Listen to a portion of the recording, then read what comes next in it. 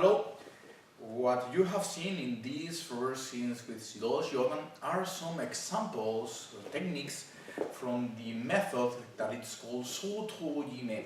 This so comes from konzu, that means rice water. This to comes from katana, that means sword, and finally this jime comes from the verb simeru, that means to lock or to shut. Then this method, there are several explanations, that there are more like legends, myths that we couldn't in any way corroborate, but some of these explanations are the following. One of them is when a samurai was, a citizen was preparing was boiling rice in the field, was attacked by a samurai. Then the first thing that he performed is to lock, to control the enemy in a position that it's unable to escape with the katana, and after that he threw the water, the boiling water, to the face, to the body of the enemy, of the other samurai. The second explanation is that they were fighting in a rice field, and the idea was to employ the submission with the katana in order to drown the enemy to the water, and in this case also to choke with the katana itself. Then the idea for today is to explain to you some of the scenes, some of the characteristics of some examples. Some of them you have seen with the mastery of Shidoshi Luis, some other are other perspectives and other techniques that I will show in the new techniques. First of all, one of the most impressive and interesting characteristics of this method is the way to choke. Remember that the idea here of this shimeru, of this jime, is not to choke. This means that the end of the technique couldn't be in any way as a way to choke, but a way to restrain. But one of the characteristics are the ways to perform a very curious choke with the tsuka or the saya itself. Then I will show here, close to the katana, how with Sensei Rebecca, that will be laying on the ground, face up, please. A little more to that. No, sorry. Move a little. Okay. From this point, what we will see is if we have the sword crossed, if we have the tsuka in the neck, directly to the throat. What we will have, of course, we could press here, but the pressure here will be very painful for the partner, but of course she could react with the hands. Then the idea of one of the techniques that we will show is to move this arm, that it's the closest to our body, the most risky, the most dangerous, and from here we could press here, and this, moreover, avoiding the usage of this hand, what will be is to choke the neck in a very powerful and choking movement. As you could see, it's very painful, and she is not capable to do that. This is what took these techniques in order to apply to Jiu-Jitsu, like for example, crossing like in a very fast choke, passing my forearm in front of the throat, and from here what I will do is to move upward, what is the elbow, in order to do a double pressure.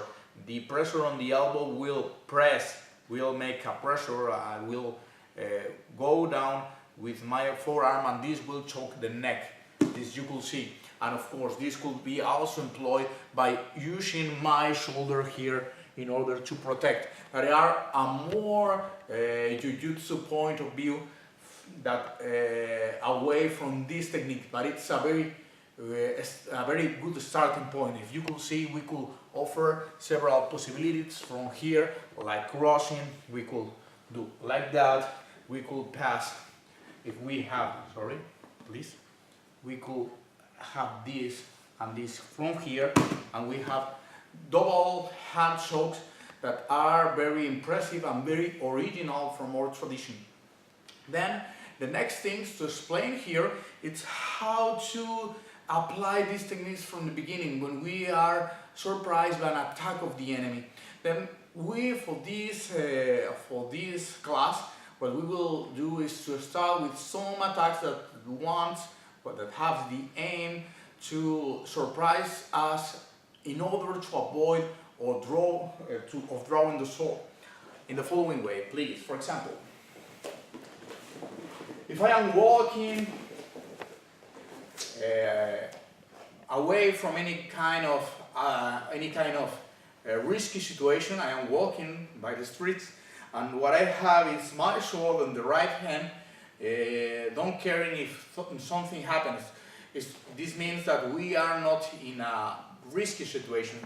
And for now, what will happen is that the enemy in front of us will surprise us, trying to catch our wrist in order to avoid to pass the katana to the other side and trying to draw the sword. Then in this situation it will be very difficult for me to draw the sword.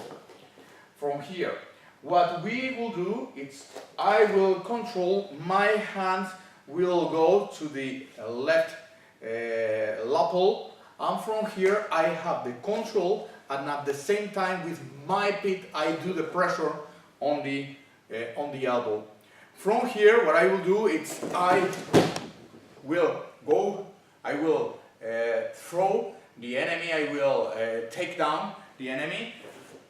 Please move a little, yeah, right.